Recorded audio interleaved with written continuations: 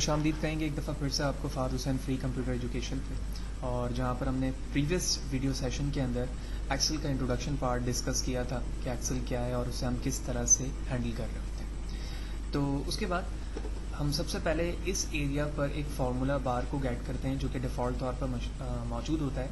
इस पर अगर ये शो ना हो रहा हो तो इसके लिए आप व्यू पर आएंगे और व्यू के इस ऑप्शन पे आप देख रहे होंगे फार्मूला बार पर चेक नहीं लगा हुआ है। मैं इस पर चेक लगाऊंगा तो जैसे ही मैंने चेक लगाया तो ये फार्मूला बार यहाँ पर शो हो गया।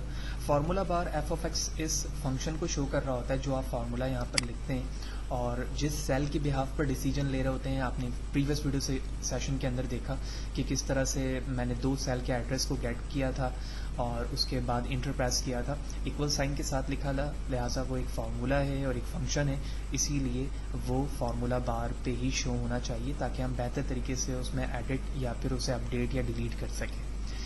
तो एक्सेल का मकसद जो है हम प्रीवियस सेशन पर समझ चुके हैं कि एक्सेल किस मकसद के लिए इस्तेमाल होता है, लिहाजा इस चीज़ के लिए हम इसे मज़ीद प्रॉपर यूजेज पे लाते हैं। तो जिस तरह हम यहाँ पर नंबर सिस्टम लिख सकते हैं, बिल्कुल इसी तरह टेक्स्ट भी लिख सकते हैं। तो इस चीज़ के लिए मैं सबसे पहले यहाँ पर आता हूँ अपने सेंटर पे पेज के और इसे मर्ज करता हूँ। तो ये आप होम पे ऑप्शन देख रहे हैं मर्ज एंड सेंटर, मैंने इस पर क्लिक किया। क्लिक करने के बाद मैं यहाँ लिखता हूँ basic formulas with grading system. Okay, तो इस वीडियो सेशन के अंदर सबसे पहले तो हम बेसिक फार्मूलाज देखेंगे, उसके बाद एक प्रॉपर ग्रेडिंग सिस्टम को भी डिस्कस करेंगे कि किस तरह से हम एक ग्रेडिंग सिस्टम बना सकते हैं। लिहाजा कुछ एट्रीब्यूट की ज़रूरत है, तो सबसे पहले तो मैं बेसिक फार्मूला को डिस्कस करता हूँ कि हम बेसिक फार्मूला किस तरह से कर सकते हैं। तो मैंने यहाँ लिखा 12, यहाँ 13 और यहाँ लिखा 45।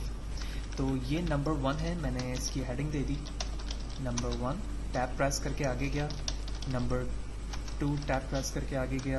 सिमिलरली नंबर 3 टैब प्रेस करके आगे गया और उसके बाद यहाँ पर मुझे टोटल चाहिए। तो इस जगह पर टोटल गेट करने का दो यहाँ पर फार्मूला है जो कि एक्सेल आपको प्रोवाइड करता है। एक तरीका तो ये है कि आप डायरेक्टली सेल नंबर को गेट कर लें। तो प्रीवियस सेशन के अंदर मैंने आपको बताया था कि आपने सेल नंबर लिखना होता है और उसके बाद वो ऑपरेटर वहाँ लिखना होता है जो ऑपरेटर आप उनके दरमियान अप्लाई करना चाहते हैं। तो उसका एक आसान तरीका ये भी है कि आप सेल नंबर को बार बार लिखें नहीं, बल्कि जो सेल आपने चाहिए उस पर सिर्फ क्लिक कर दें इक्वल साइन लिखने के बाद। जैसे कि मैंने इक्वल साइन लिखा है, उसके बाद मैंने सेल को क्लिक किया, आप देख रहे हो B5 लिखा आ गया। देन मैंने प्लस साइन कीबोर्ड से प्रेस किया, उसके बाद सेकंड सेल को, फिर यहाँ पर लिखा मैंने plus sign, then third cell और इंटर प्रेस कर दिया। तो आप देख रहे हैं कि उन तमाम सेल की वैल्यूज़ आपस में ऐड हुई और यहाँ पर शो हो गई। इसी तरह से आप डिफरेंस क्रिएट करना चाहते हैं, विच मीन सब्ट्रैक्ट करना चाहते हैं,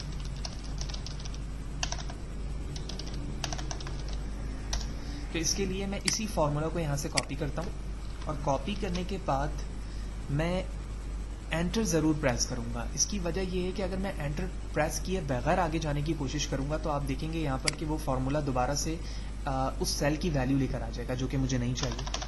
तो लिहाजा आप देख रहे हो कि यहाँ से भी फार्मूला ख़त्म हो गया। मैं कंट्रोल Z करके बैक आता हूँ, इस फार्मूला को यहाँ से कॉपी करूँगा, इंटर प्रेस करूँगा ताकि उस सेल से हट जाऊँ। देन डिफरेंस वाले सेल पर आता हूँ और यहाँ पर पेस्ट कर देता हूँ। बिल्कुल as it is formula paste हो गया।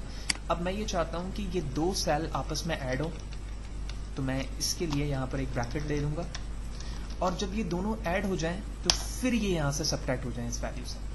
तो मैथ्स के बेसिक रूल के मुताबिक ब्रैकेट की वैल्यू पहले रिजॉल्व होती है, लिहाजा ये पहले ऐड होगा और उसके बाद यहाँ पर जो ऐड की वैल्यू होगी उससे ये सब्ट्रैक्ट हो जाएगा। तो मैं एंटर प्रेस करता हूँ तो आप देख रहे हो कि वैल्यू -20 आ गई। तो बिल्कुल इसी तरह से आप बेसिक फार्मूलाज को अप्लाई करते हैं मैथ्स के रूल के मुताबिक। इसी तरह सम का एक फार्मूला तो ये है जो कि मैनुअली आपने सेल के ज़रिए से लिखा है, लेकिन एक्सेल आपको एक स्टैंडर्ड वे देता है, उस स्टैंडर्ड को मैं यहाँ पर डिस्कस करता हूँ। तो इसके लिए मैं एंटर प्रेस करके यहाँ आता हूँ और इसकी हेडिंग बनाता हूँ टोटल विथ सम फार्मूला। आप देख रहे हैं कि ये हेडिंग जो है यानी एट्रीब्यूट का नाम जो है अपने सेल से बाहर की तरफ जा रहा है। मैं चाहता हूँ कि ये पूरा सेल का साइज ही इतना हो जाए, लिहाजा मैं अपने कर्सर को यहाँ लाऊंगा और कर्सर का साइन चेंज हो जाएगा प्लस में। मैं इस पर क्लिक करूँगा डबल, तो आप देख रहे हो कि उसकी एडजस्टमेंट हो गई। इसी तरह आप तमाम सेल पे कर सकते हैं जहाँ जहाँ आपने एडजस्टमेंट करनी है।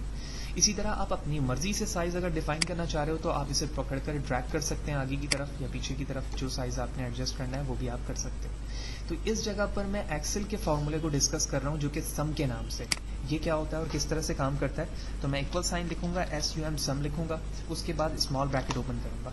तो जैसे मैंने स्मॉल ब्रैकेट ओपन किया तो number 1, number 2 and so on यहाँ पर फॉर्मूला पे डॉटेड पे शो हो रहा है, विच मीन आप यहाँ पर आप मल्टीपल सेल की वैल्यू को एक साथ ऐड करवा सकते हैं। किस तरह से, आप अपने फर्स्ट सेल पर आएंगे और अपने माउस को ड्रैग करते हुए वहां तक आएंगे जहां तक की तमाम वैल्यूज आपने ऐड करनी है। तो आप देख रहे हो कि स्टार्टिंग वैल्यू B5 लिखी आ रही है जबकि एंडिंग वैल्यू D5 है, विच मीन B5 से स्टार्ट होना शुरू हो रहा है और D5 पर ये वैल्यू एंड हो जा रही है। तो यहाँ से यहाँ तक की वैल्यूज ऐड होंगी।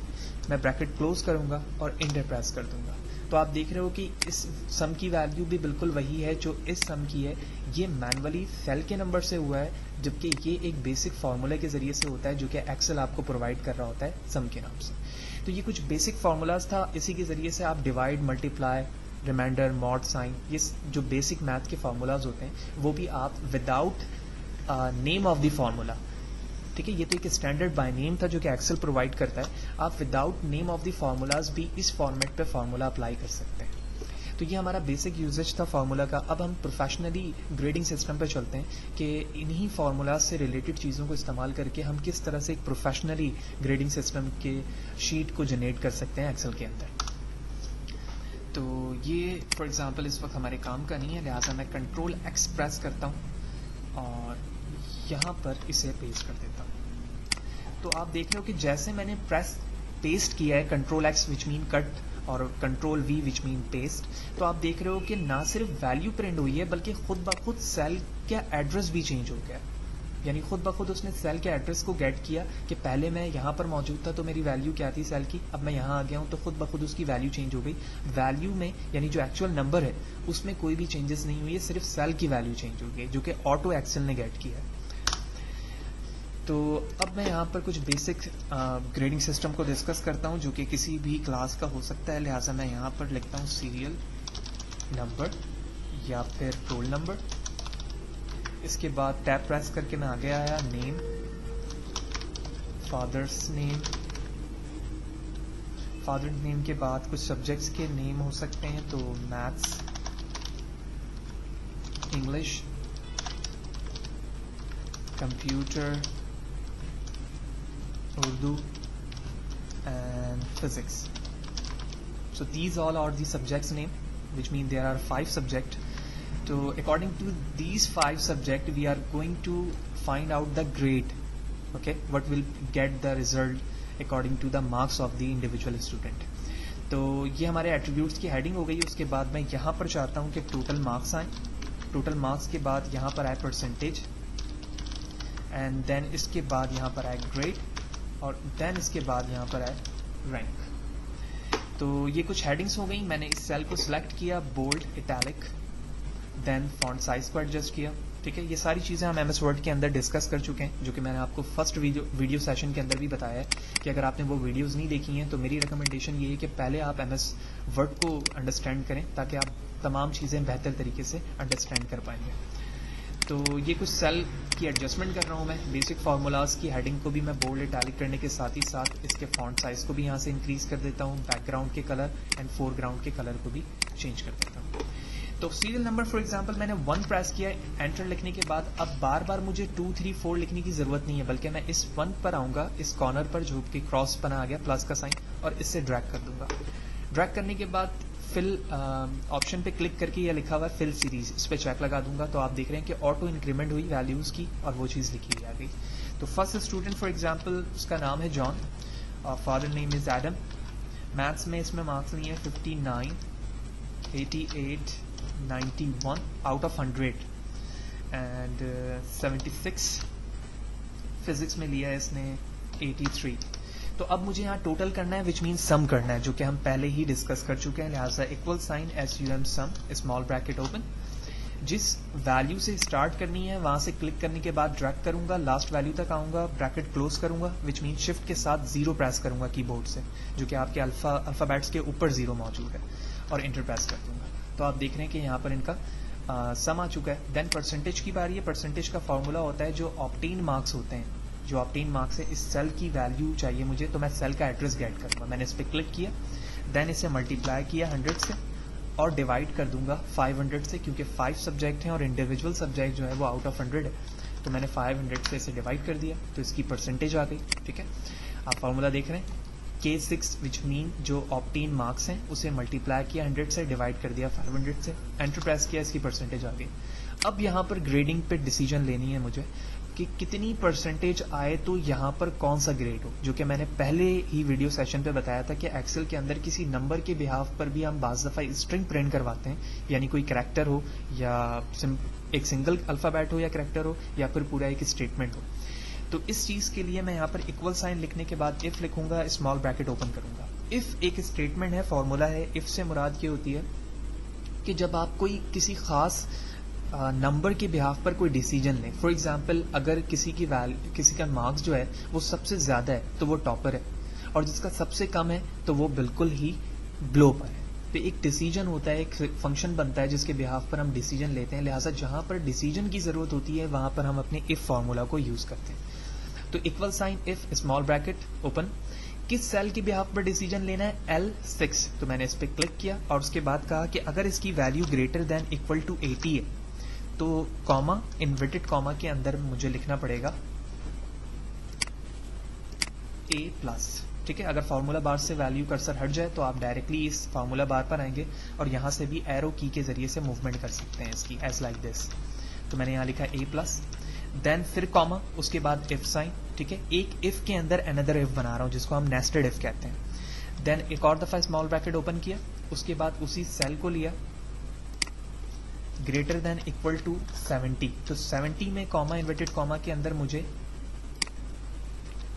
ए प्रेस करना पड़ेगा क्योंकि ए प्रिंट करवाना है। बाहर आऊंगा, फिर comma, if small bracket open close, this cell value greater than equal to 60, तो 60 पे क्या है, तो मैंने कहा कि 60 पर माउस से क्लिक कर रहा हूं यहां पर आकर, तो बी लिखा हुआ है। Then if small bracket open, इसी सेल के बिहाफ पर डिसीजन लेना है, ग्रेटर देन इक्वल हो अगर 50 के, तो क्या प्रिंट हो जाए यहां पर सी, और इसी तरह if small bracket open, this cell is greater than equal to 40, तो प्रिंट हो जाए डी। अब ये तमाम कंडीशन तो मैं बता चुका हूं कि 80, 70, 60, 50 एंड 40 पे ही है। अगर किसी के मार्क्स 40 से ब्लो होते हैं तो वो खुद ब खुद ऐसे क्राइटेरिया पे चला जाएगा जो कि फील्ड का होता है। लिहाजा इसके लिए मुझे कोई कंडीशन नहीं बतानी होगी, बल्कि मैं लास्ट में आके कॉमा प्रेस करूंगा और इन्वर्टेड कॉमा में सिर्फ वो चीज़ लिख दूंगा जो कि मुझे इसके बिहाफ पर बतानी है कि जब इन तमाम क्राइटेरिया को मीट ना कर रहा हो तो तुम्हें क्या लिखना है। लिहाजा मैंने यहाँ पर फील्ड लिख दी। ठीक है, जो भी चीज़ लिख रहा हूँ इन्वर्टेड कॉमा में लिख रहा हूँ, विच मीन ये स्ट्रिंग को कंसीडर कर रहा है। स्ट्रिंग से बाहर लिखूंगा तो वो फॉर्मूला का अनदर पार्ट बन जाएगा।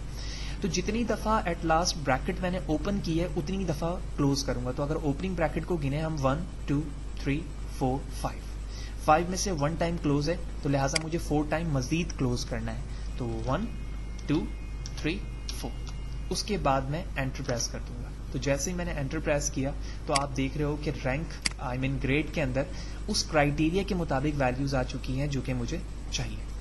उसके बाद रैंक है, रैंक हम लास्ट में देखेंगे। तो कुछ डमीज वैल्यूज यहाँ पर ले लेते हैं। डमीज वैल्यूज में 55, 66, 77, 41 एंड 23। Similarly 33, 45, 77, 88, 45, 66, 99, 88, 77 and 69। तो अब इसी तरह से तमाम वैल्यूज नीचे हम फिल करेंगे। ठीक है, लेकिन अब मुझे बार बार फार्मूला को अप्लाई करने की ज़रूरत नहीं। मैंने एक दफ़ा फार्मूला यहाँ पर अप्लाई कर लिया है। ठीक है, अब मैं इस कॉर्नर पर आऊँगा जहाँ पर ये जो है प्लस साइन जो है वो सॉलिड से थिक हो रहा है थोड़ा सा, या थिक से सॉलिड बन रहा है। इसके बाद मैं इसे वहाँ तक ड्रैग कर दूंगा। तो आप देखें खुद ब खुद उसकी value according to the cell number change हो रही है। ऐसा नहीं है कि इसकी वैल्यू यहाँ पे कॉपी हुई, बल्कि अगर आप इसके फॉर्मूले पे आएँ तो खुद ब खुद आप क्लिक करके देख सकते हैं कि इसकी रेंज या एडजस्टमेंट क्या है। सिमिलरली एंटर प्रेस करूंगा और इस फॉर्मूला बार पर आऊंगा और इसे भी ड्रैग कर दूंगा, तो तमाम वैल्यूज के बिहाफ पर वो चीज़ें लिखी हुई आ गई। इसी तरह ग्रेडिंग पर आऊँगा, ड्रैग करूँगा तो आप देख रहे हो कि खुद ब खुद उसकी वैल्यूज़ चेंज होती जा रही है। अब मुझे 40 से बिलो मार्क्स भी एक शो करवाना है, लिहाजा इसके लिए मैं कुछ लोअर मार्क्स यहाँ पर लिख रहा हूँ। तो देखें जैसे ही मैंने लिखा है तो उसके टोटल मार्क्स परसेंटेज और परसेंटेज के लेवल के मुताबिक यहाँ पर वो वैल्यू लिखी हुई आ गई।